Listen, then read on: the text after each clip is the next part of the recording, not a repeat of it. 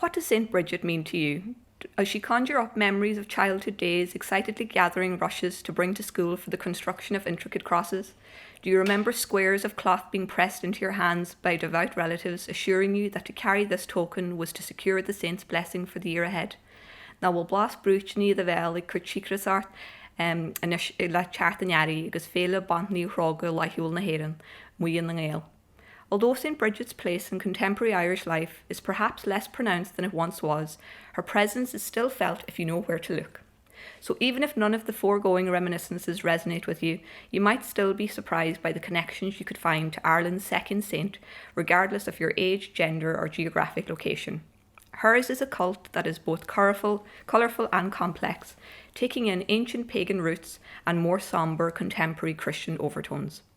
Like each topic Jonny and I explore, I haven't actually said hello to you, Jonny. Hello. Sorry. Welcome back to the new season. I just woke up, that's right. Like each topic Jonny and I explore here on Blúiríní Béaloidis, we never fail to surprise ourselves when we peel away the superficial layers of preconceptions we carry regarding these traditional subjects, themes and festivals. And St. Bridget is a case in point.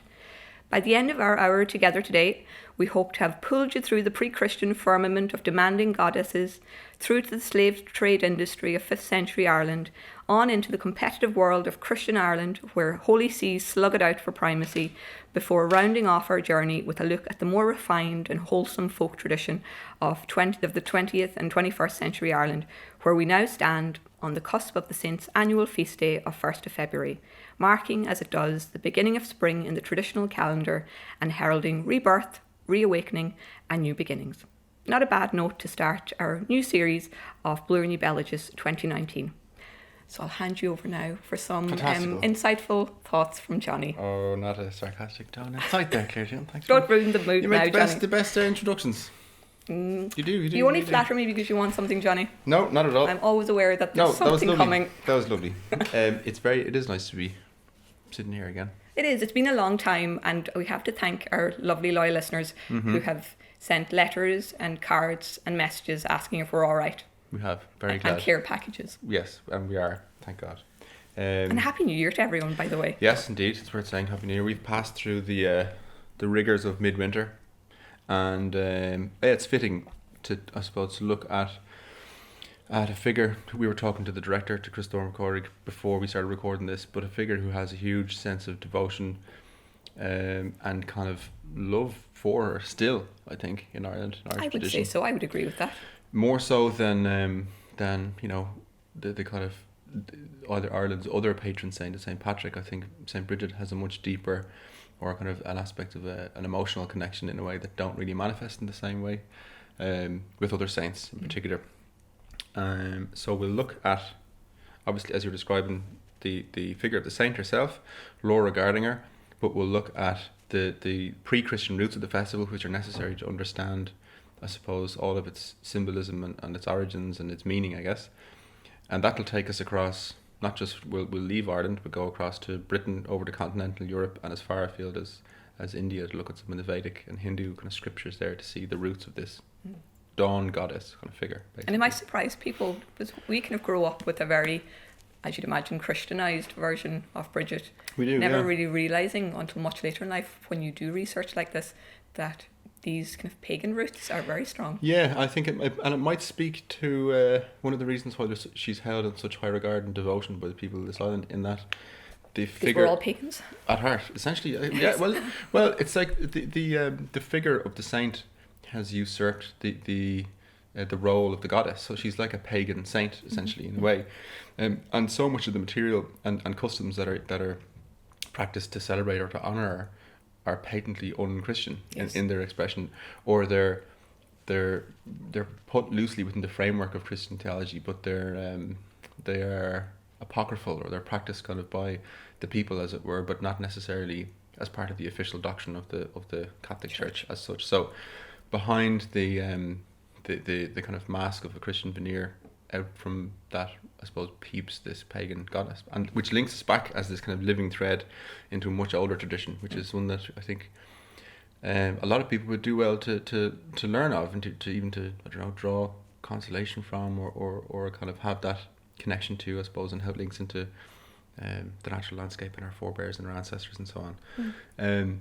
To start, I suppose we should describe so St. Bridget's Day is one of the quarter days. Yes, I think that's a good place to kind of give an umbrella for the topic. The overall. And so the quarter days, or they're sometimes referred to as the cross quarter days in Irish tradition, because well, first of all, their function is to divide the year into its 4 seasons: spring, summer, autumn and winter.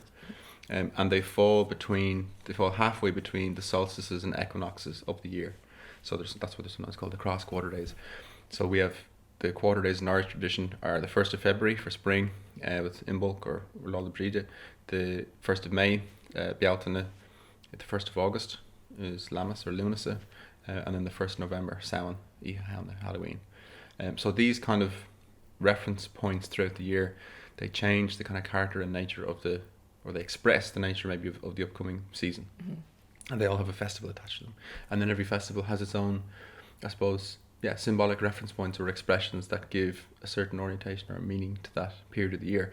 And in the case of St. Bridget's Day or Imbolc, the pagan pre-Christian festival that replaced it, or by which it was replaced, it has fertility and propagation, renewal, regrowth, regeneration as its focus, basically. So, in order, I guess, to understand to fully understand the festival of St. Bridget's Day or her feast day, you need to come to a kind of clear understanding of Imbolc, of what it meant, and then of the pre-Christian figure of Brigid herself as a deity. So I suppose even to start about that, describing Imbolc, IMBOLC is from there's no set.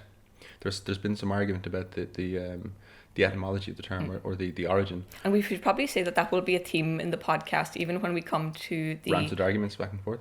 Indeed, but the uncertainty of so much of this, because absolutely, not only in terms of the etymology that we'll look at now, but even in the saint herself, historical figure versus mythological figure. So as we go through the podcast, what we say is based on kind of the folk traditions that we've accumulated here in the archive, the secondary reading that we've done.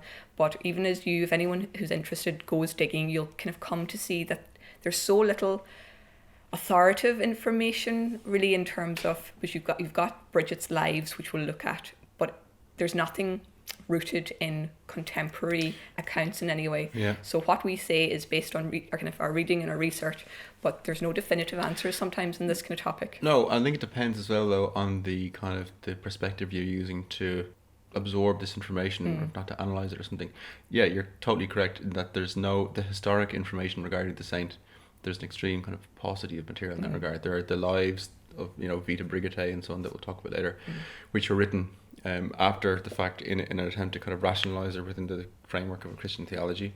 But that's not to say that it doesn't undermine even the symbolic expression that can be extremely powerful I think maybe in a more personal sense and in a communal sense, in looking at the symbolism of the saint and in what she represents and how it's expressed. And there's a huge amount of material in that regard that we can draw from the mythological corpus of material in Ireland, the early literature, and through looking at comparative studies or expressions of mythology in the European continent, and again further afield into the Indo-European kind of tradition as well. Yeah.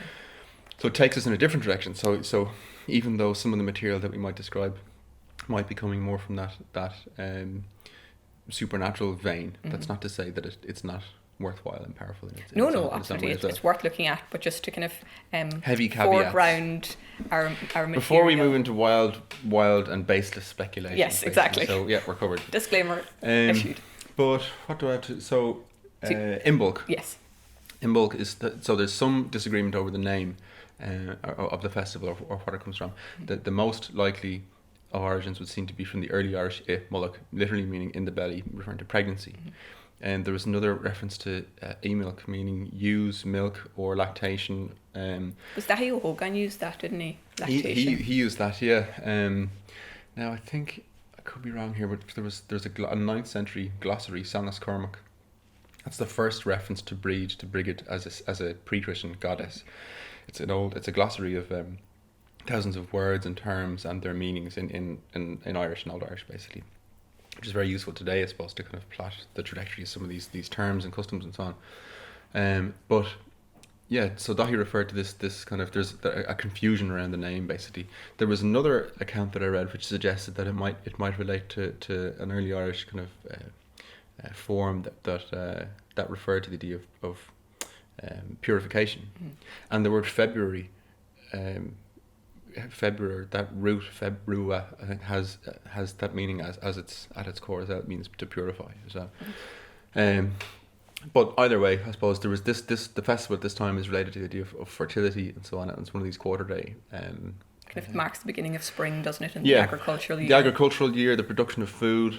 So again, it has there's a promise in the air. There's the idea of regeneration and growth, pregnancy, the feminine fertility, the world of becoming, this sort of stuff. And Brigid, as a figure, is attached to that festival in the pre-Christian context. We have the saint, the historic saint you're mentioning, but there's also, like I mentioned in Cormac's glossary from the 9th century, there's a reference to the pre-Christian deity Brigid. And she's one of 3 sisters. She's a triplicate goddess, which is common in the Celtic tradition as well, that deities are triplicate, or in the Indo-European tradition even. She has 2 sisters called Brigid and Brigid. So Wouldn't that be very difficult for Christmas with the old presents? It could be. I see carnage unfolding. Yeah, and they're the daughter of the Daija, the Dadya, the good god Daija Olahar, the good god All Father of the Tuatha Danann, the people of the goddess Danu.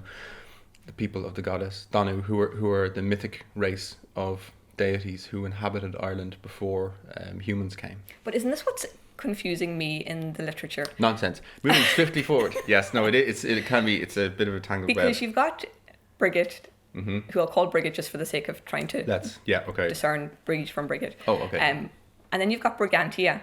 Yeah. So Brigantia now is the deity who was known to this tribe of the Brigantes in central Britain. Yeah. So is it safe to say, although we say Brigid in Ireland was a member of the Tuatha Dé Danann, are we assuming that this tribe, which we know or are told from central Britain, came and settled in southeast Ireland? In Leinster, yeah. That their Brigantia became our Brigid goddess and was made to be a daughter of the Tuatha Dé Danann, so that it's an kind of a European tradition made local in Ireland by making her a daughter of the Tuatha Dé Danann. Yeah, that it's been rationalised in some way in that framework, it seems. It's hard to say because I suppose there's such a gap between the arrival of that tribe, that invasion into Leinster, I think around the 1st century AD, and then the later... See, the difficulty all the time when we're examining the mythological corpus in Irish tradition is that we're viewing it like in the Icelandic tradition. It's the same problem. Where it's a miracle that this stuff survived at all. But you have Christian scholars, yes, and the scribal tradition, the written word, as Bede describes in the historic account of the English peoples, the Anglo-Saxon peoples, describes the arrival of the written word. But you realise it as it's a Christian vehicle. The written, I mean, it's there was a taboo against. It's for us. Like 100%. What we see now is there was a taboo against writing in the pre-Christian context in the Irish tradition, and there was a focus on the spoken, basically, and they're all the poets and the lawgivers as that kind of one of the highest office among the people, say. But it was a spoken, an oral tradition, which is still of high artistry and an elite tradition, but an oral tradition. So there's a kind of gap, and the material that we read, I suppose, it's hard to stitch immediate lines, but you see, I suppose, a re-emergence or resurgence of common themes. So yes, in the pantheon in Irish tradition, we have the likes of the Daija, and then Brigid, the 3 daughters who are associated with smithcraft, protection of poets, protection of pregnant women, childbirth, livestock, and so on. He's attached to the festival Imbolc, which is one of the quarter-day festivals, which has fertility and propagation and the arrival of spring and food production as its central focus. There is then, so as we move, I suppose, further, we leave Ireland and go back in time, say, there's the tribe, the Brigantes, who settle around around Yorkshire and the Pennine kind of hills and so on in England. They're thought to have spread the cult to Ireland with an invasion into Leinster in the 1st century AD. Yes. And they had this deity, Brigantia, and there are shrines to Brigantia in Britain.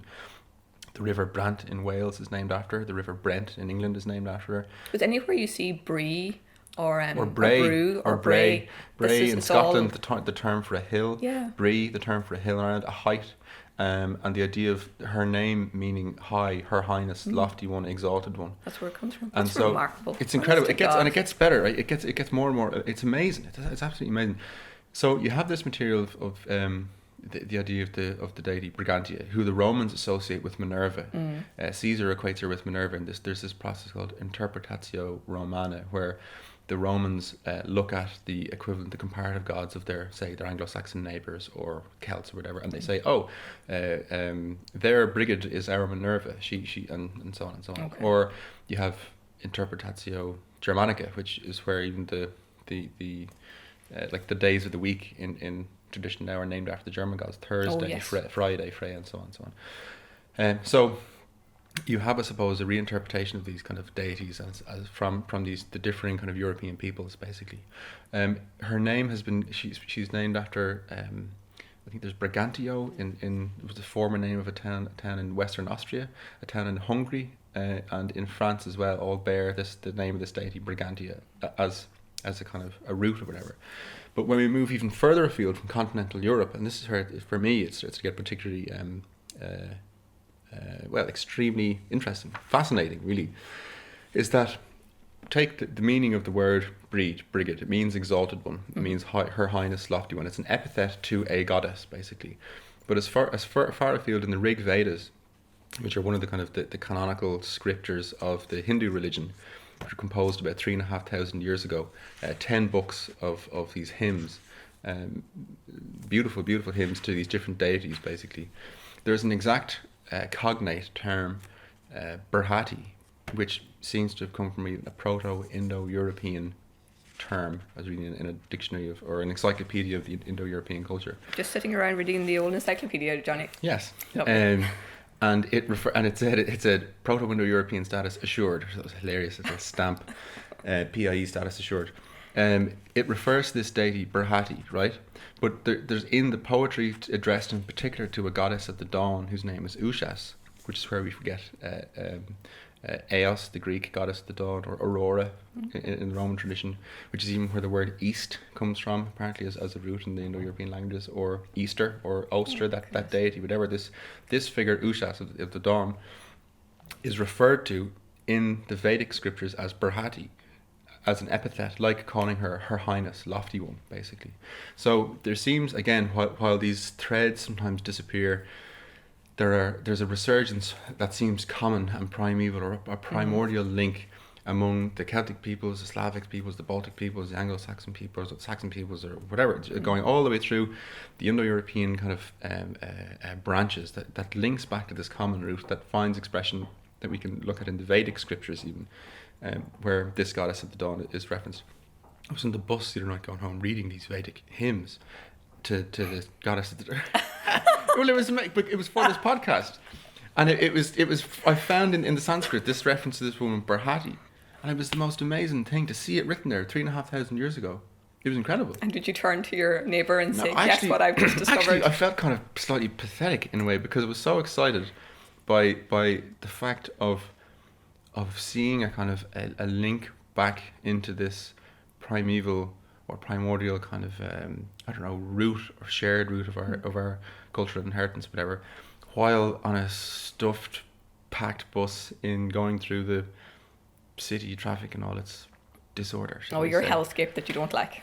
Well, so at least, but I felt so glad even to know that, well, even if these things are, hidden in the dirt, as it were, or unknown or not spoken of, or they seem broken, if we tap into them, if we explore what's there, those golden threads are still running. There's still living waters running through them, and there's great sustenance to be derived from that, I think.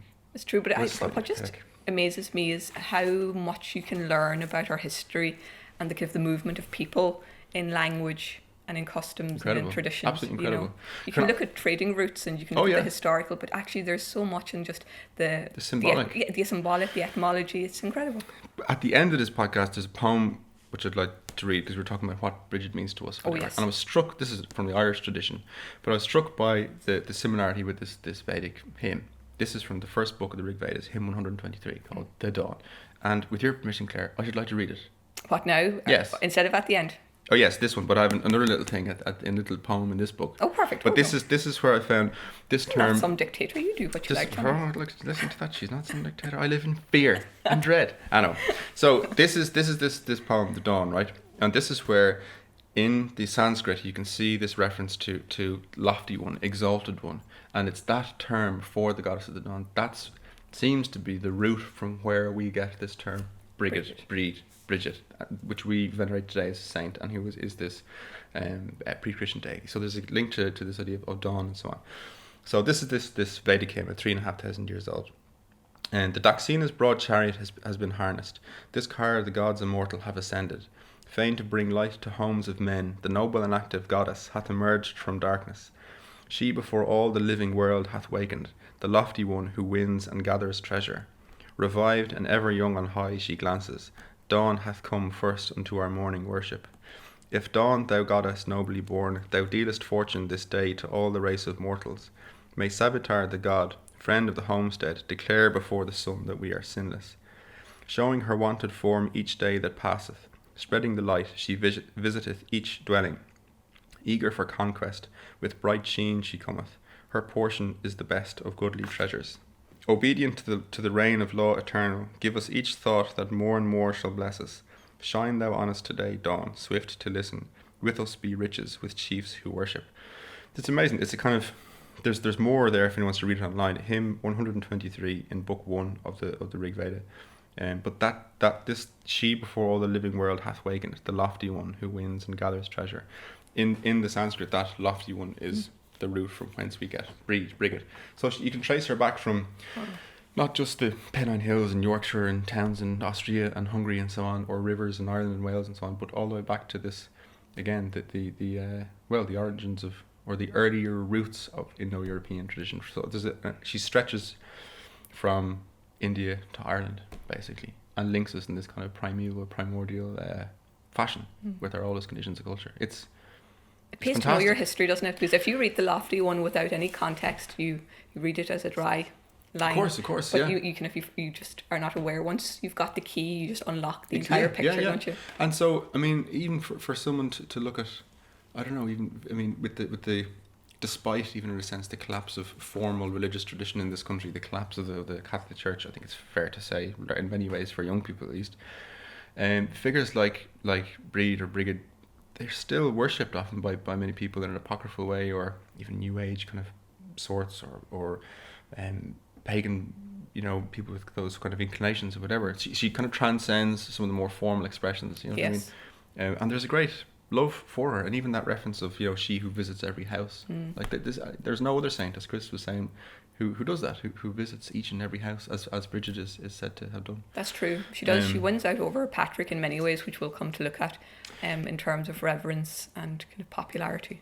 I have been ranting there about, but I hope that makes sense to people, that there's the kind of the saint, the deity, the saint replacing and usurping the role of the deity, which herself seems to have roots and expressions associated with the goddess of the dawn and illuminating knowledge and propagation and renewal and so on, that stretches all the way from Ireland to India. That's what we're dealing with or whatever. And if you tap into these older sources and look at the comparative sources in a personal sense, not even in a strict kind of definitive academic historical sense, but in a personal sense, in a symbolic sense, there's great like I said, there are living waters therein to draw sustenance from, I think, and it's worth doing. So Absolutely. Yes, read Vedic hymns on the bus. Absolutely. And if you see Jonny reading them, just don't annoy him, please. Oh no, I'd be happy to say hello. So I don't know, that's the festival in book, the quarter day tradition, the saint, the deity, and so on. Kind of the necessary foundation that we need to build on. I hope that makes sense anyway, yeah. But I suppose we should maybe look at the 5th century and the historic figure. Do you want to look at the saint? Shall we? Give us the facts, Claire. The facts, and there are very few facts. Prove any of the facts. What really intrigued me when we began researching this was we have a wonderful specialist library here that has a section on saints, and many titles on Saint Bridget herself, which you're always kind of welcome to come in and view. Indeed. But did you know that there are actually 12 plus saints called Bridget? I had heard of that, but I know nothing. As long as there are no follow-up. Yes. Yes. Yes, I heard there are many Saint Bridgets. Yes, amazed me. So some of them I'll just read out. Some have been named as, say, Bridget of Shankill, County Kilkenny, Bridget of Rathbride, Bridget of Moyliffe, County Kildare, Bridget of Feenish Island, County Clare, Bridget of Coolcore, County Longford, Bridget of Aharney, County Kilkenny. Then you've just got those who are designated as Brigid, daughter of Lenin, Brigid, daughter of Murrahu, Brigid, daughter of E, and Bridor of Dilgany. It's Delgany, and that's where I'm from. Huzzah! Well, just down the road. That's my side of the world. Is it? Yes, indeed. Oh, well, thank you for correcting me. Do you there have your own? politely. Do you have your own breed? And we have many. Well, we have actually. No, let's move swiftly on. All right, is this the tone for 2019, Jonny? No such thing. I think Donegal is full of saints. Well, God knows we're putting up with you, yes. Indeed. Right. So, but the main, so there are numerous saints, or there were designated as Brigid, but many are kind of classed as being subject to Brigid of Kildare. Yeah, I was going to ask a question there. Where from whence these breeds? Yes, so what's interesting and what I understand from my reading is that they are localizations of, interestingly, either the goddess that we were speaking about herself, or that they have taken the kind of our Saint Bridget of Kildare and become local versions. It's quite, now again, I'm very sketchy on this whole period when they're adopting localizations of saints, but it's that idea, I think, of taking what can be a greater idea and making it local and personal to your own in order to make it resonate with your a local saint for Christians. Local people. Exactly. Does the church have formal records of these saints, or as in the early Christian church in Ireland, or how were they recognised, or how are they from what sources even give accounts of them? I feel like I'm being cross-examined here, Sorry, Jonny. I'm just no. And that's a good question. Because I don't know. I knew that there was a number of them, but for example, I don't give you follow-up questions, Jonny. Oh, dear. I don't actually know whether there are official church records. I didn't. I work 9 to 5, Jonny. No, I didn't mean like even some sort of, I don't know, stamp from, as in as a holy stamp from the Vatican type thing. But where did they arise? Like what sources kind of mentioned? Oh, Brigid, daughter of such and such from Delgany, or something like that. Well, in the book I read from the library was kind of the Saints of Ireland. There were 3 large volumes, so they've obviously been taking them from some. I wonder sources. how it happened, or where it happened. We could check that out. Sorry, I'm not trying to interrogate there. No, that's fine. It was a genuine. Jeez, got to be on my toes this time. Not prepared. So, but again, that's just what kind of really threw me at the beginning, that there were so many saints. It's like the Palladius, the 2 Patricks, or something. Exactly, yeah, very much so. Kind of, it has those undertones. But Saint Bridget of Kildare is the one we're primarily focused on today. We know that, or at least we have reason to believe that she lived between 455 AD to 525, and that is based on kind of the lives that were written later. But again, as we were saying at the beginning, the lives, kind of these manuscript biographies of her, they came much later than her lived experience. So the first one was written over a century after she died. And what you have to remember about lives, from what I've been reading, is that they're not necessarily biographies in the traditional sense that we would know them now. They're not, Jonny was born in, 19 whatever, grew up here, father was, went to school here. It's not about the hard facts. It's more about the way they lived, as in kind of broader sweeps and the miracles that they kind of perpetuated, and the environment that they lived in. And what is also interesting is that each life has an agenda. Like you were saying earlier, every writer is coming at it with a specific focus and a specific aim. And in some of these, we know that there's a wonderful book by Noel Cassan. A fantastic book. A fantastic book. I just really enjoyed reading it. And he did a lot of research in here. Such a gentleman. Actually, when I first started, he was in every day for many months. For many years. Yeah, he's just such a gent. And it's called Saint Bridget of Kildare, Life, Legend and Cult by... Four Courts, is it? Four Courts Press. And it came out last year. It is a fantastic book. It really is worth getting. He just goes through the folklore, he goes through the legend, the biography, the hagiography, and the lives, you name it. So it's well worth dipping into.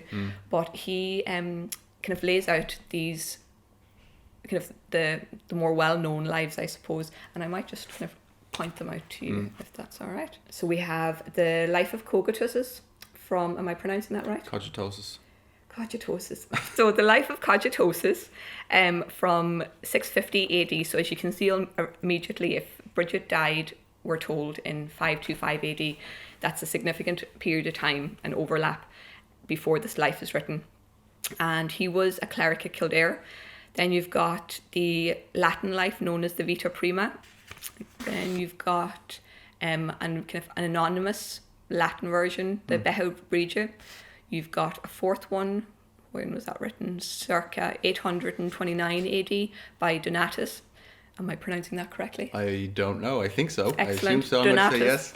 Then you've got a fifth one, a long prose life in Latin written in the 1130s by the English monk Lawrence, prior of Durham. Then you've got one in Latin again in the 12th century, Vita Prima.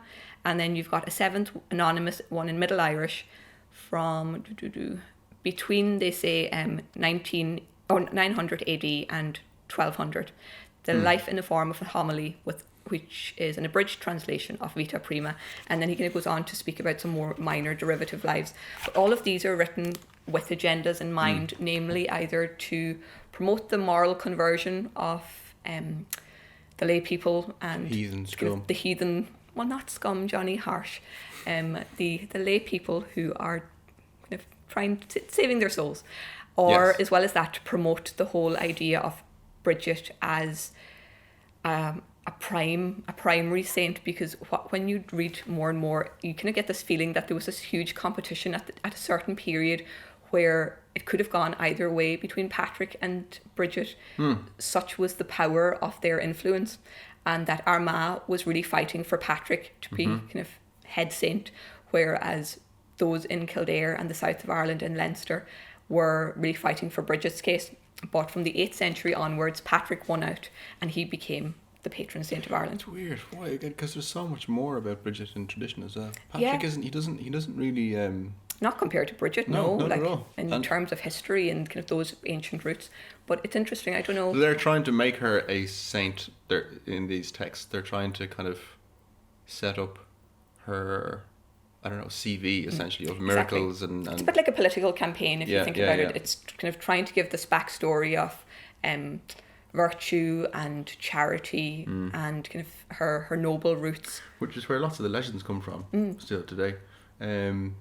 But again, Bizarre. these lives, they can't be taken at face value. They're always coloured by the purpose for which they're written, and again, there's so little historical actual detail in them as to who she was. We know that she, or at least we're told that she was born out of wedlock to a man, kind of a lord called Doohan, and that her mother, we are told, was a slave called, is it Brucksha? Yeah, I think so. Yeah. And that she would have grown up as kind of quite a poor figure, tending cattle, churning, kind of undertaking the work of women in that kind of traditional society in early Ireland.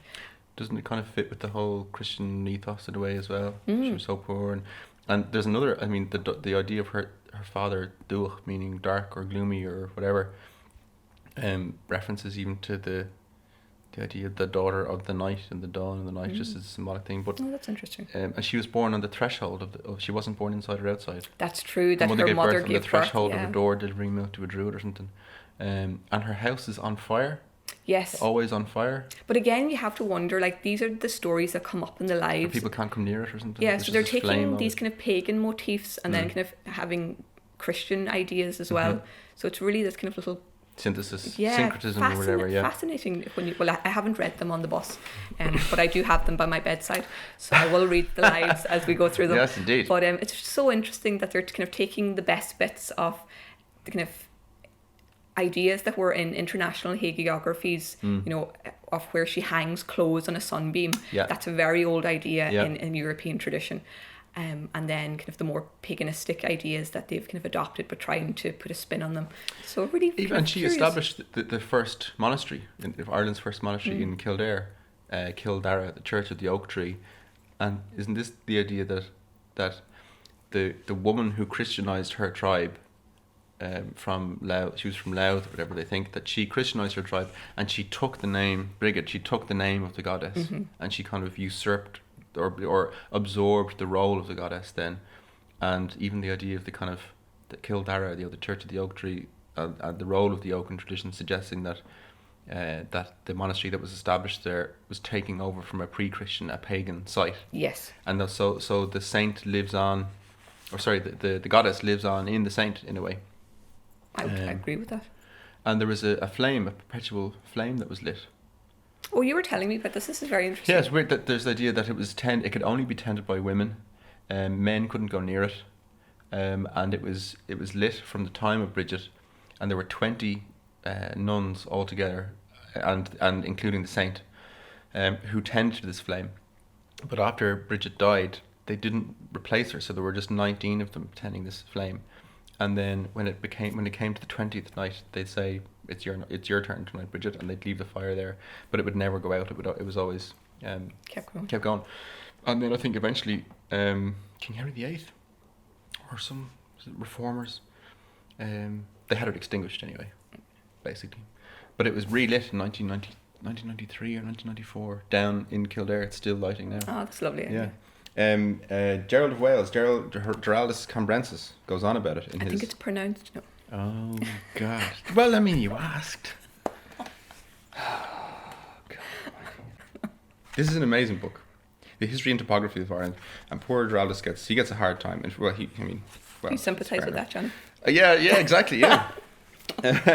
So he has a piece in here where he talks about crazy things. But he gives account of Kildare, and he says, various miracles in Kildare, and first about the fire that never goes out and whose ashes do not increase. And here we go, it says, in Kildare and Leinster, which the glorious Bridget has made famous, there are many miracles worthy of being remembered. And the first of them that occurs to one is the fire of Bridget, which they say is inextinguishable. It is not that it is, strictly speaking, inextinguishable, but that the nuns and holy women have so carefully and diligently kept and fed it with enough material that through all the years from the time of the Virgin Saint until now, it has never been extinguished. And although such an amount of wood over such a long time has been burnt there, nevertheless the ashes have never increased. And then it says, although in the time of Bridget there were 20 servants of the Lord here, Bridget herself being the 20th, only 19 have ever been here after her death until now, and the number has never increased. They all, however, take their turns, one each night, in guarding the fire. When the 20th night comes, the 19th nun puts the logs beside the fire and says, Bridget, guard your fire. This is your night. And in this way the fire is left there, and in the morning the wood, as usual, has been burnt and the fire is still alight. And then, note here, the hedge around the fire that no male may cross. The fire is surrounded by a hedge which is circular and made of withies, which no male may cross. And if by chance one does dare to enter, and some rash people have at times tried it, he does not escape the divine vengeance. Only women are allowed to blow the fire, and then not with the breath of their mouths, but only with bellows or winnowing forks. Moreover, because of a curse of the saint, goats never have young there. Interesting. There are very fine plains hereabouts which are called Bridges Pastures. It goes on about the colour of Kildare around it. But the fire, and I suppose the women who tend it, and the idea that and divine vengeance. Divine vengeance, yes. Which is very important. But the idea that it's like a separate, male and females are kind of, it's an exclusive, a separate thing, as a divine order, basically, that can't be interrupted or whatever. And it's interesting, you kind of reminded me on that point. One of the miracles that we read about, and we kind of spoke about it, the mortification element yesterday. What you read was slightly different to mine, because I read that when St. Bridget was younger, before she became who she would inevitably become, her father wanted her to be married, and she was so committed to living a life, because she had been Christianized at this stage and wanted to give her life to God. So she kind of, we're told, gouged out an eye so as to make herself unattractive to potential suitors. And once that's her pretty father, extreme. That is pretty extreme now. Yep. But having done that, her father kind of agreed, okay, you are indeed committed. Okay, chill. So off you go to take holy orders. But then miraculously, her sight was given restored. back. It's true. Yeah, I think I read there's that she prayed for her beauty to go away, or something to that effect. And then when she became a saint later, it came back, basically. And she would have actually, she took kind of what they call the veil quite early, because in what I was reading, the kind of Ireland at that time, in Noel Cassan's book, again, he gives a wonderful overview that women would have taken it between the ages of 15 and 25, which is very young to make those big life decisions. Yep. So she would have kind of what they call, again, taken the veil and taken holy orders quite early on in life, and given her life to charity and those good causes. Should we move towards aspects of folk tradition? Yes. Or is there any other element of the early Christian stuff that you wanted to look at, or? I'm hoping that will give people a flavour, that there's far more at the beginning that they should look at, and that is not all just the crosses and the mantles and that is a good point. That we grow up with and assume that is all. But actually, when you look into Bridget, you travel much further back. It's astounding. So yes, let's do folk tradition. It's our bread and butter. Yes, it is. Yes, indeed. You were mentioning yesterday a point I hadn't thought of, and we figured it should go at the start of this particular bit about townlands and names of places in the landscape where yes, she where features. Bridget appears. Now, this is where Bridget actually beats out St. Patrick, hands down, in the number of townlands that she has associated with her, not only in Ireland, but even I did a quick search. There's a wonderful website called loganium.ie, which is basically the Irish word for place name, and it documents the place names and townlands, baronies, counties of Ireland. And if you were to look for something with, say, Kilbride, there are, how many did I count? 35 townlands named Kilbride, and then various kind of variations of that. Kilbride, you might find 6. And when I looked into holy wells, you've got 116 holy wells named after her. You've got 113 Roman Catholic churches, of which she's a patron.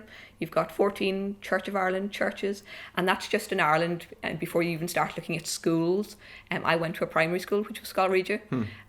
You've got GA clubs, St. Bridget's in Dublin, I think. Where did I read that? So she appears in the most kind of ordinary places, in a way, where you just kind of write these on envelopes every day when you're sending it to addresses, you know, Kilbride, Kilbride, but it's actually, when you see Bride, when you see Brew, when you see Brie. Bridget. Yeah. But so many people have been, generations been named after her because of the adoration in which she's, and the whole nickname of Muire, nGael, the Mary of the Irish. I mean, she is one of a patroness of this island, or people or whatever. But because it's Patrick, Bridget, and Colmcille. But yeah, she features so much more, I think, in the psyche and minds of Irish people than in a national way, I think. I think she transcends the role of some of those, of Patrick and Colmcille. Absolutely. Did you hear the story about her and Colmcille walking in the field? I thought you were going to say walking into a bar there. No, they walking into a bar. No such thing. They're walking through a field, and Colmcille, he says something, they're walking over these potato ridges or drills or something, and he says something like, "I'm so pious. My God comes to mind to me every other potato drill that I walk over as I walk in this field." And Bridget's like, God never leaves my mind. Oh, fair so play to her. Colmcille didn't quite make the cut there. I think he's pretty fuming. And St. Brendan, the navigator, when he's out at sea navigating, 2 whales are having they're having a big fight, and the smaller whale is about to be killed and destroyed, and it calls out to Bridget. To help, at which point the big whale goes away and it's saved. But Brendan is fuming because it's like, why did he call it to Bridget and not me, this little whale? But it's because Bridget was known as the more powerful saint, basically. Yeah. So, and men have complexes about those things. they have little chips in their shoulders. They do. Little teeny tiny chips. But one of the things I should say as well is that I was just amazed by, not only in terms of townlands here, but just for the sake of completeness, to let people know, to actually maybe look around, if you live in a Celtic nation with those early roots, or if you live in areas where there were heavy Irish populations in those kind of industrial areas, and whether it's Scotland or Britain or America, even as far afield as Australia and New Zealand, Canada, you might be surprised. I found those in Spain, Scandinavia, the United States, Canada, Australia. Townlands, Really? yeah. Crazy, just the mentions amazing. that they have. New Zealand, Austria, Germany, France, Belgium, Scotland, Wales, Switzerland and Italy. Which townlands, churches dedicated to her. And you see that, like, when we kind of travel anywhere, I'm always surprised by the number of Irish saints or names that you come across who've been there before you. And Bridget was very much the Isn't same. her skull in... it's not in Rome, it's somewhere near France or something like that. Is it Portugal? Or was it yeah, Lisbon? Portugal, is that it? Yeah. I think so. There was a huge level of controversy as to what relics exist where. I won't even get into it. But bits of her, God love her, have been Flittered around claimed here, there and everywhere. for every area in Europe. Yeah. So folk tradition, Jonny. Sorry, yes, okay. So, well, we should start with... Well, let's go to the connection between St. Bridget and cattle. She travels around with a supernatural cow, another world cow, which has a certain resonance with the Vedic tradition. I'll just poke that in there again. Okay. And the goddess of the dawn and so on.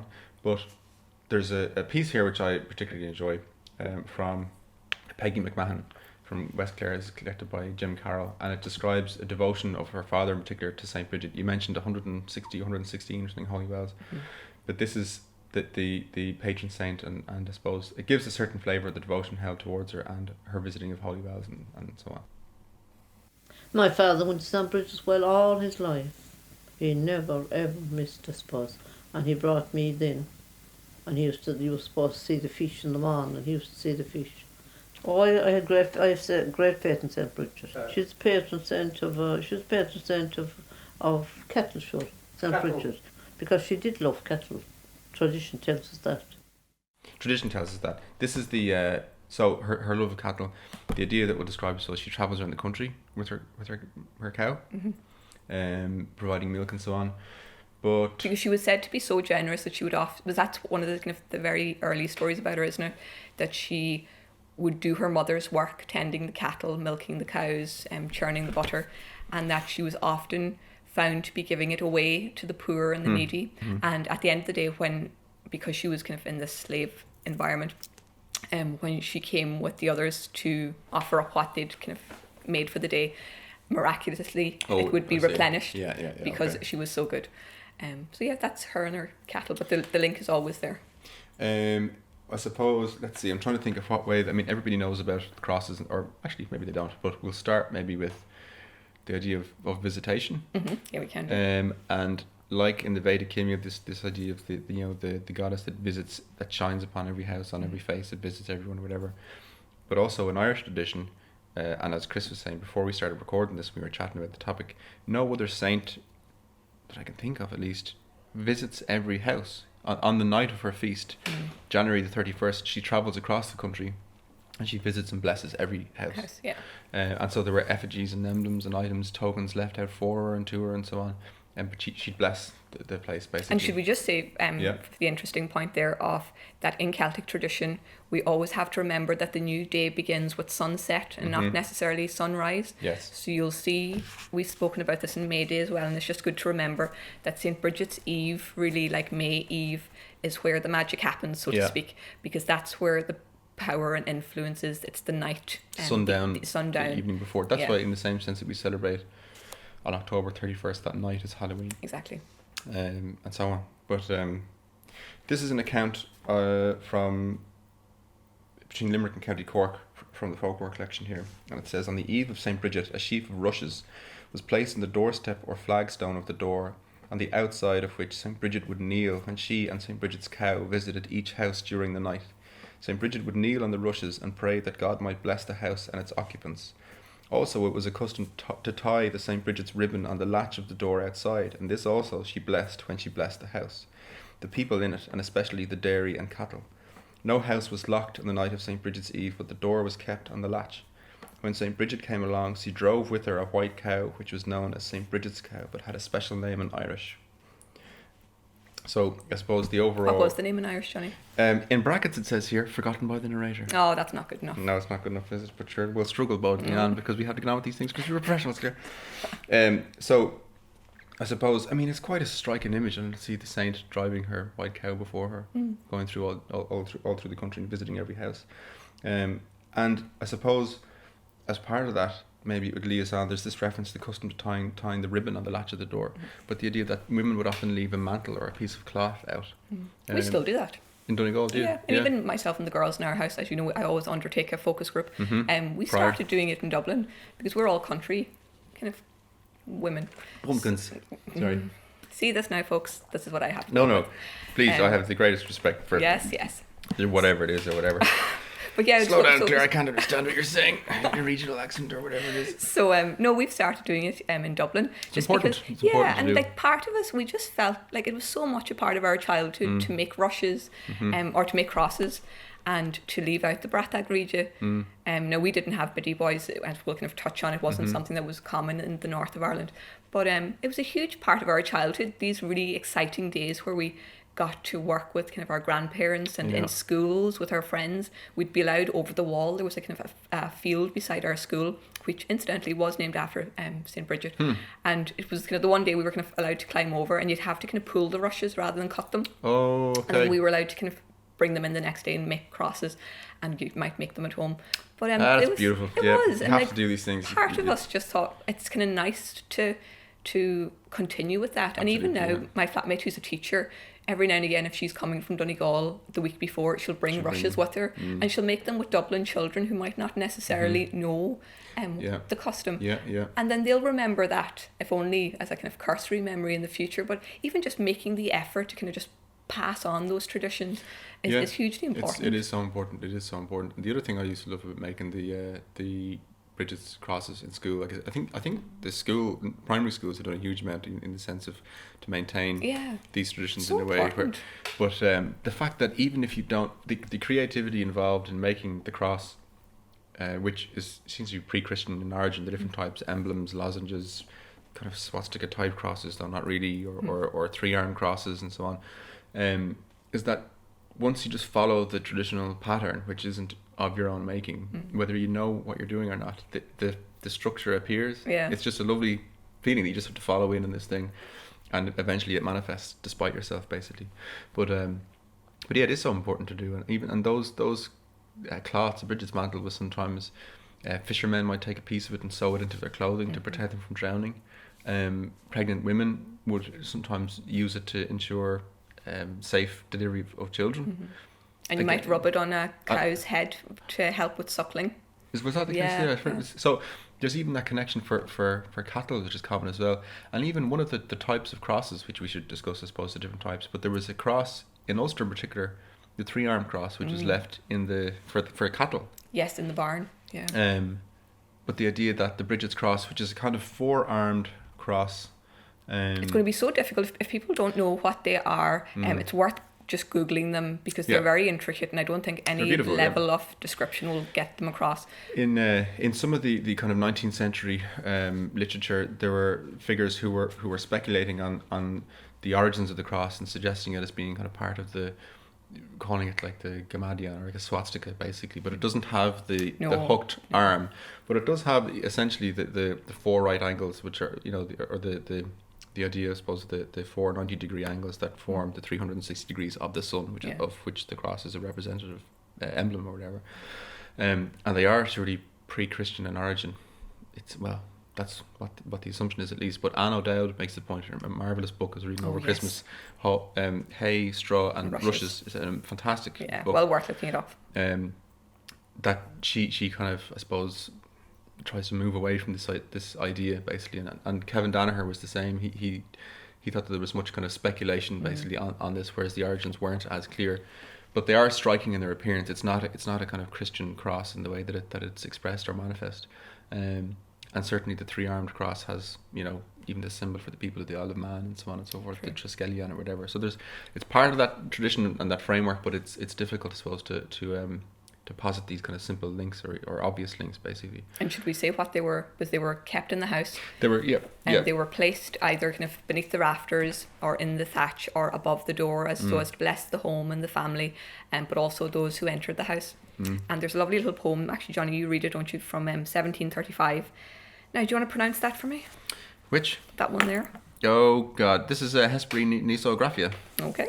And it goes, St. Bridget's cross hung over the door, which did the house from fire secure, as Gillow thought a powerful charm to keep the house from taking harm.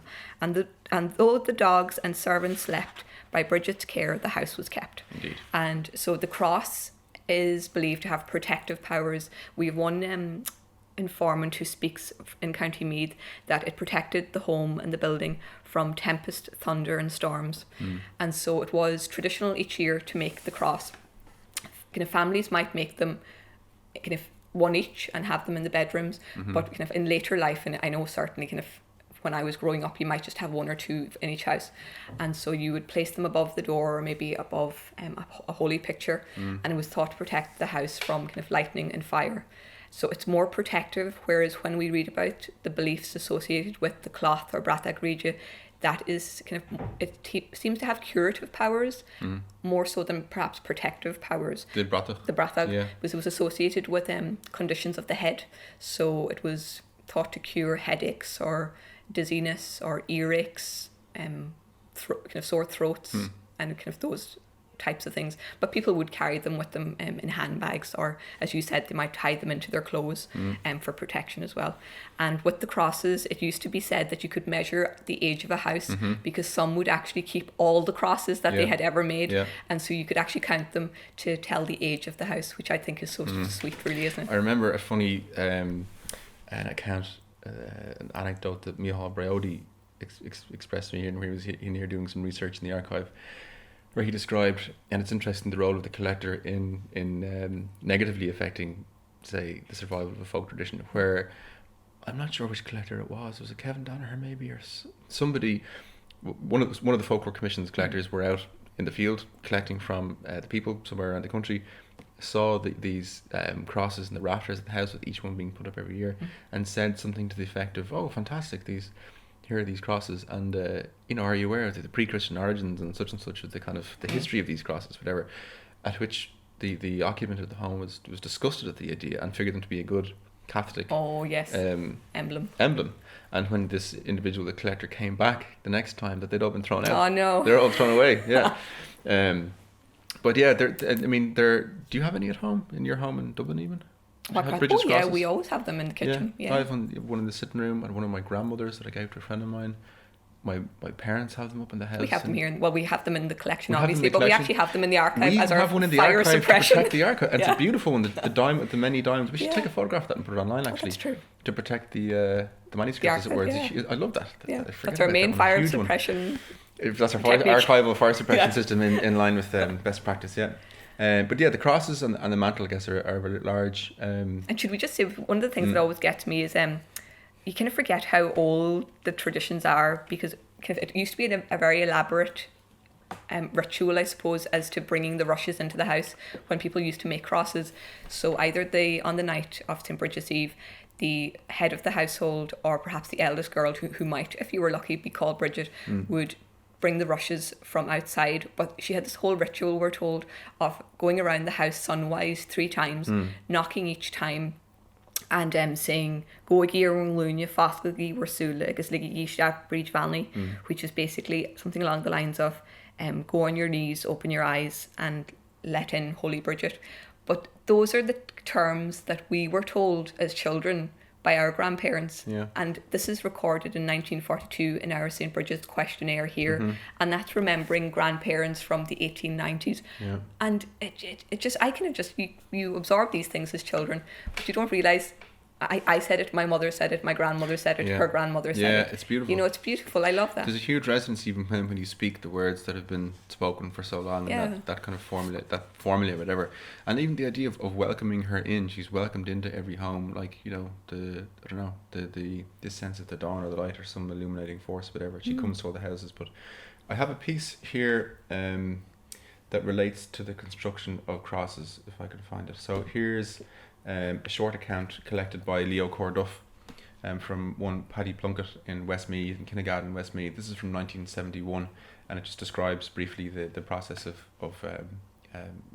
making the crosses, as an idea that in apocryphal tradition that Brigid showed these to teach the pagans about Christ and Christianity. Oh yeah, well, I make the St. Bridget's cross for February, St. Bridget's Day. You can collect the rushes, and it's not too hard. You show it once, you know how to do it always. Well, did they have any prayers or any sort of a ceremony at all on St. Bridget's night? Not that I know of now, in the olden days. No, just St. Bridget's cross was made and hung up on the wall for the year.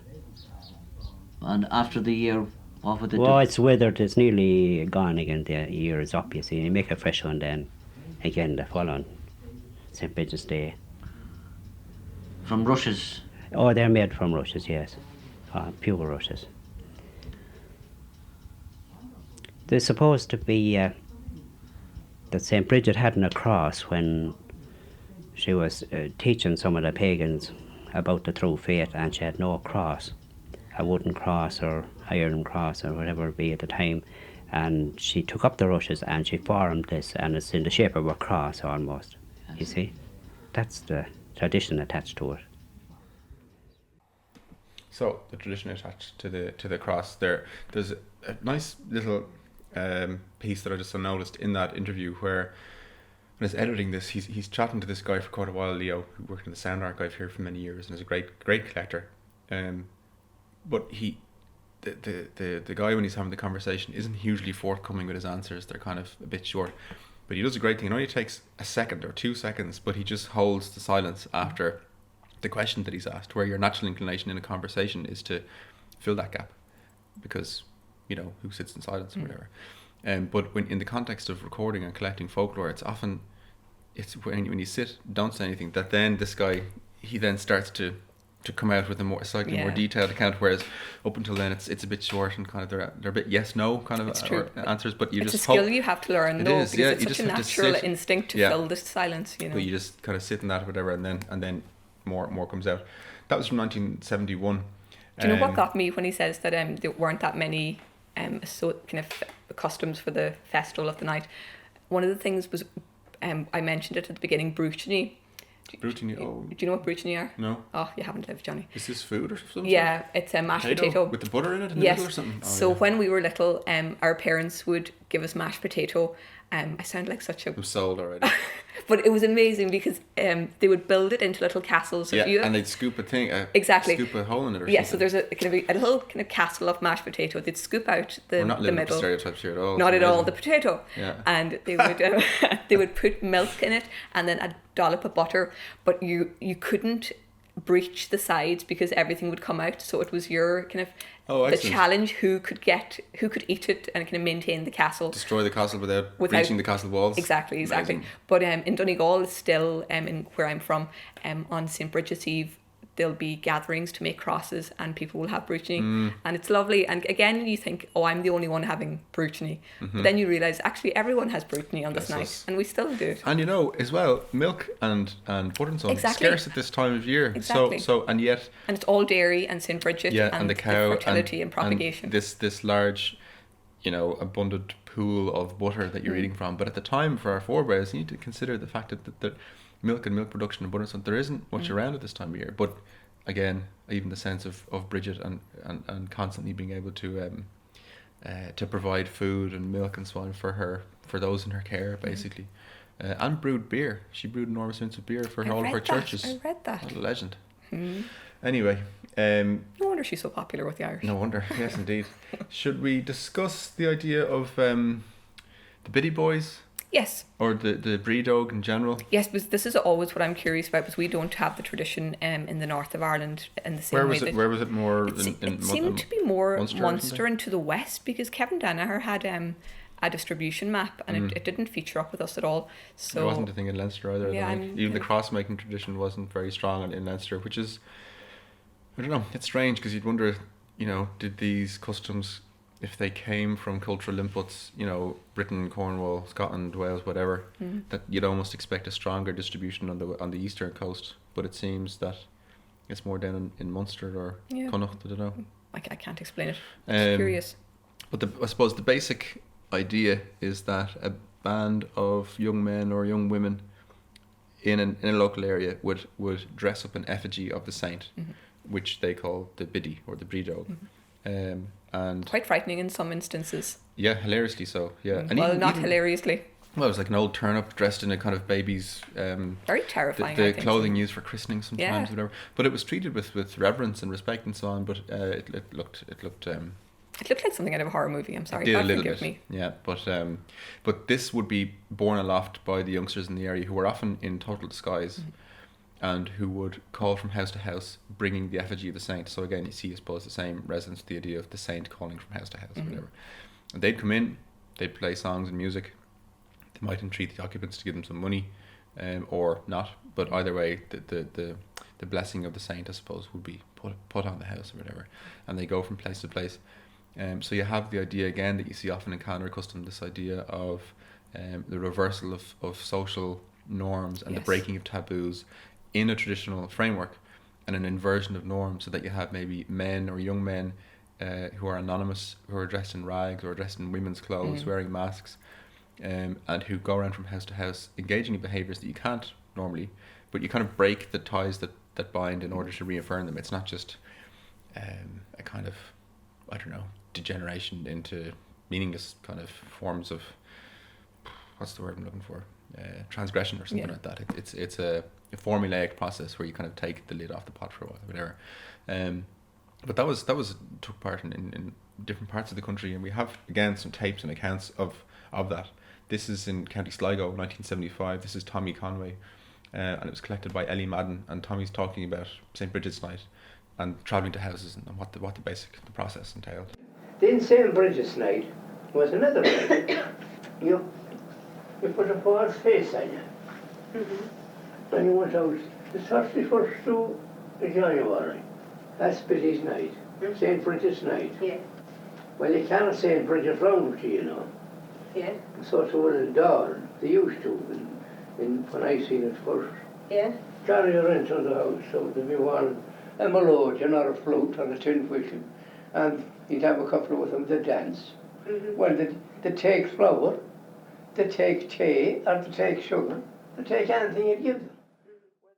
So they were given tea and flour and sugar and the likes. And it was Simpler thought bad form to send them away empty-handed because you were going against Bridget's charity, so that you would That's a good kind point. of bring ill will and ill fortune to the house for the year if you didn't give them If at you least didn't give something. them something. Here's another piece from Tommy Conway. In this piece, it's slightly more difficult to understand what exactly he's saying. I think he has a pipe in his mouth and Right. he's kind of talking while.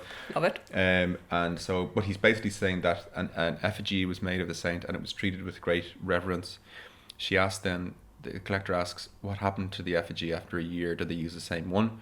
And he misinterprets the question and says, oh no, the tradition has died out here. I think he says it's gone away from here. But then she says, no, like, what happened to the effigy? He says, oh yeah, they used a different one. So you might have to listen a few times, but this is the same guy, Tommy Conway. On Bridget's Night, why did they carry the doll around with them? That was the time of St. Bridget. To honour St. Bridget. Yeah. The hatter was, a doll. You know, the time of St. Bridget, actually, we were out collecting for her and making great of her, do you understand?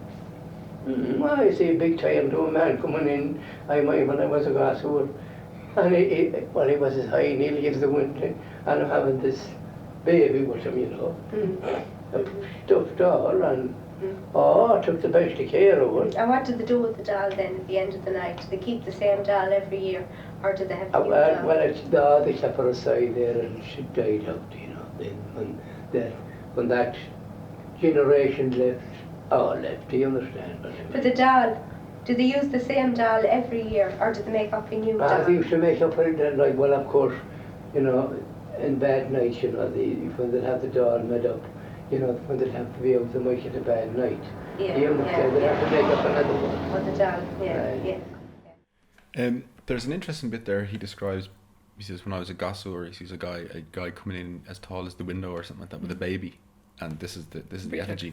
But quite a striking thing to see as a young child. Oh, I'd imagine so. There's an account I read from a woman, I forget, I think she might have been in Galway or one of the islands or something, I could be mistaken, but I've read an account of a woman who's an elderly woman when she's describing this account, and she recounts as a youth on St. Bridget's Night on January 31st, staying up to witness the Biddy boys come into the house, and she hides under a table unbeknownst to her parents, and she's meant to be asleep in bed. They come in, they're brandished, they're wearing rags, they have the effigy, they're wearing strange clothes, they're masked, their faces are covered in straw and masks, and nothing can be seen of their eyes or anything like this. They're playing music and so on, and one of them saw her under the table and came over and brandished the effigy at her. God. And she was absolutely terrified. I wouldn't Totally blame terrified. her. I've seen other pictures as well of, I forget what the photographer's name was, but there's a series of images taken, I think in the 1980s maybe or 70s. Oh, is this from County Clare by any chance? Is it? With the little boys? It's not the Folklore Commission's Oh, is it not? images. Oh, okay. It's a publication of this photographer's of the Biddy boys. And there's one where an elderly woman is holding on her, kind of holding up to her The crook of her arm. her grandson or granddaughter, you see, who's maybe 2 or 3, and beside them is standing this Biddy boy with all his mask and the effigy and so on, and the child is looking at them like, what? You can see the child is just, what in the name of God is this? Happening? And this is the thing that you often find as well with folk tradition. It's not some sanitized kind of the airy fairy Victorian Tinkerbell kind of thing. It's often very terrifying and dark and interesting and more 'Cause I used to be terrified by the mummers when they would come at Halloween. And then they weren't even hardcore in the way that these guys probably are. But Yeah, there's it's very strange. Very It strange. impacts on you in symbolic ways, Yeah. and the whole removal of the identity of the individual and just the Because they're your behaviours and so on. neighbours, Yeah, you know, but you don't know. But you don't know, No, this is and they're the thing. coming into your home. Yeah. Very, very dark Yeah, sometimes. Incredible.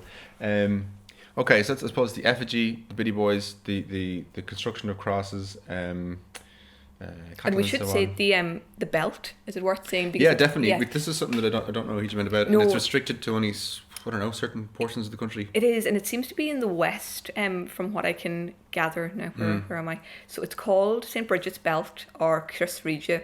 And now we would not, I actually only heard about this when I spoke to our professor, Dr. Barbara Nealon here. She actually did some recording in Galway, I believe, last year. And she actually had some videos of people who still know the tradition and still wow. practice the tradition, showing her how it works. And it was just incredible to me. I'd never heard of it. Because for a long time, given her the different dialects that we speak, I thought she was saying Cross Regia. And I'm like, oh yeah, we have that in Donegal, yeah. And just completely undermining her excitement that she'd, found this living tradition. And then we realised that we were actually talking about two different things. So essentially, if you imagine it's a straw rope looped into a belt, so we're talking 8 to 10 feet. It's plaited or something, is it? I think so, yes, and it's got three little crosses Also plaited into it. They're not made separately and stuck in. They're part No, of it. they're part Weird. of it. As far as I can tell, Amazing. kind of Kevin Danaher in The Year in Ireland speaks about this as well. So it's a long 8 to 10 foot rope, plaited with straw. Then it's twisted into a belt, so it's a circular shape, and it would be taken again in the way of procession from house to house, and men, women and children would be made to pass through it to secure a blessing for the year ahead. And it was interesting because it's obviously pointed out that men pass through it one way, where you actually, if you imagine someone holding a circle in front of you, you kind of dip and duck in through it. Head first, kind of. Head There's a different- first. yeah. Whereas a woman, it's allowed to be kind of passed. She can stand straight and it can pass through her and she steps out of it. Oh, I see. Okay. And the same for children. So that in itself is unusual. And as well, they were saying that there used to be the practice of placing it on the door of a barn in the morning so that the cattle would also pass through it. And again, it's for protective purposes as opposed to curative purposes. But that's St. Bridget's Belt, and it's known only in the west of Ireland, which is kind of unique. It's I fascinating. certainly hadn't heard of it. And it's amazing that even Barbara's managed to record that, because I thought Yeah. that was it just disappeared as a practice. I didn't realise it was in living tradition at all. And it kind of, just to finish off, in Galway, mentioned in our questionnaire, there's a little I suppose rhyme that they would say when they would go to the house, and it goes Seo Ishda Muchras, Chris Friedja Muchras, Chris Nidri Gras, Iris was Vanity, Igis Chief Friedja Chris, Mas Fair Tesh of North, Guma Shart Fair Vesh of Blúiríní North, which is basically something along the lines of, here in comes my belt is Brigid's belt, the belt of 3 crosses, rise up, woman of the house, and pass through the belt. If you're well tonight, may you be 7 times as well a year from tonight. And it's the same way that they did with the, what was it? The blessing of the crosses. You kind of have this common idea of, if you're well tonight, may you be tenfold this year, or this night next year. 7 times better this night next year. So it's about securing profit and prosperity for the family. Protecting the home, and Yeah. even as well, I don't have it in front of me here, but that little prayer. So unprepared. But anyway. I thought you might throw a lob of mortar over the wall there. That little prayer about when, and it relates even to the idea that it's perpetual fire that Geraldus Cambrensis mentions earlier, when smearing the fire at night, that the ashes were kind of raked over it in order to leave the embers at the centre, so it was still kind of lighting. Yeah. But in the morning, you just need to give it a poke and it would go again. You didn't need to light the new fire, so the fire was never technically extinguished. But there's a traditional prayer used to invoke Bridget's protection over the fire, so that the bloody house wasn't burned down, of course, in the night or whatever, which is an interesting kind of association. Yeah. It's remarkable. But due to my intense unpreparedness, Claire, I don't have the prayer to hand. Well, I've come to expect nothing less. But anyway, moving swiftly. But it's so interesting to have this time to look over it and have an occasion, I think, for us to study it, because like there's so little time in life sometimes to sit down and learn about St. Bridget and these practices, There is, you know. yeah. So I've really enjoyed this I think it's something we episode. should urge listeners as well. I mean, if you're in Ireland or further afield, to, I suppose, look at the symbolic expressions that are native to us and to our forebears and so on, that act as kind of symbolic reference points in the, I don't know, a supernatural kind of understanding of the life cycle, or a divine understanding of the life cycle of birth, regeneration, renewal, then the process of death and decay, with this endless kind of repetitions of cycles or spirals or whatever. And I think in Brigid there's a huge amount of kind of power or current to tap into, I think, in that sense, to come to an understanding of her, not just the figure of the saint, not just the mythological tradition in Ireland or in Europe, but all the way back to this Vedic tradition, and just to prise open the spring, essentially. But yeah, an incredible figure, one who's very resonant, I think, powerful. Even today, after with the like I'd say, the formal kind of collapse in many ways of a meaningful spiritual tradition for many people in the West, I think that she still lives on. She's still, and this is the things, the joy I felt in the bus reading this hymn. Like, these lines are still there. If you can dig through them, you can still find these living waters that run through today, basically. Do you stand at the front of the bus and try and convert the masses? The masses? Yes. No, I'm not interested in converting the masses, Claire. Beneath me, of course. Did you want to finish with, is there anything else that we haven't covered?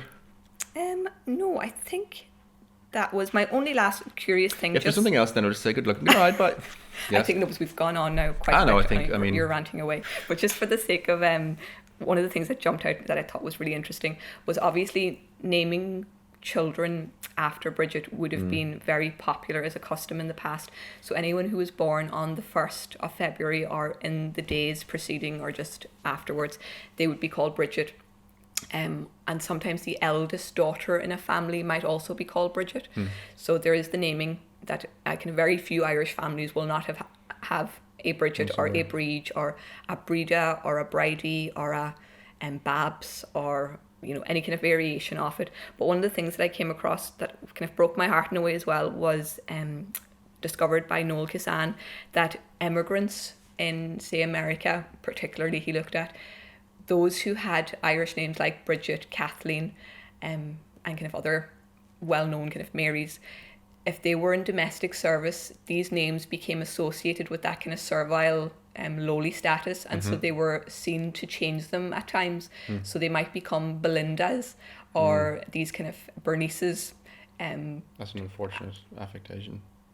Well, this is it, maybe to try and kind of remove themselves from what they saw in a as maybe class. kind of that kind of class structure, and that they would change them, but that some poor woman came in Bodyke in County Clare, that there's some reference to her going to the priest and saying, my daughter wants to be called Bernice, and the priest apparently, now again this could just all be kind of the narrative lore, but that the priest said, do you not know that Bernice was one of Nero's whores?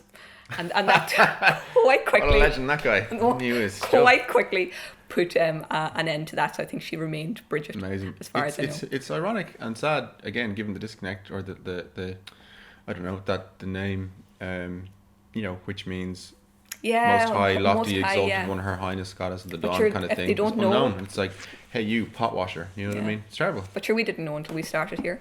Well, now we know, and now you know. Exactly. So if you're called Bridget, you are very lucky. Yeah. And if you are having your birthday next week, Yes. for the 1st, we wish you well. We bless you at this time. Yes, because indeed. my granny was actually a Bridget. Bless her indeed. And she would be 95 next week. So happy birthday to all the Bridges. Yes, indeed. Happy birthday to all the Bridges. Now, do you want to finish with My 15-minute poem. your 15-minute poem? Well, could we decided yesterday at the end to close, we just have a sense of what does rigid breed mean to us, basically. But, so yes, oh no, this is the problem with this book. There are so many Have you dog-eared bookmarks, that book? dog-eared, You yeah, shouldn't relentlessly. dog-ear books, Johnny. That's what bookmarks are for. No, well, there are too many. I've obviously. Oh, page 80. Hold on a minute. You're meant to be an archivist. That's not good I preservation dog policy. ear all of my books. It's just a symbol of how much I love them. The more tattered they are. This is a little poem. There's no date for it, I don't think.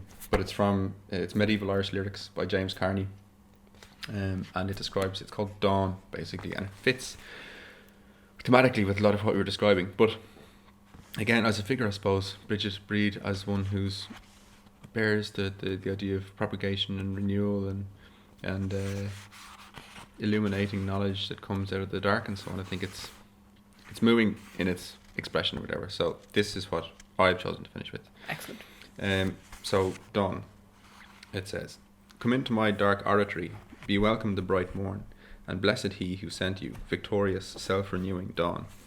Maiden of good family, son's sister, daughter of proud night, ever welcome the fair morn that brings my mass book light. Touching the face of each house, illumining every kin, white-necked and gold bedecked, welcome, imperious one, come in."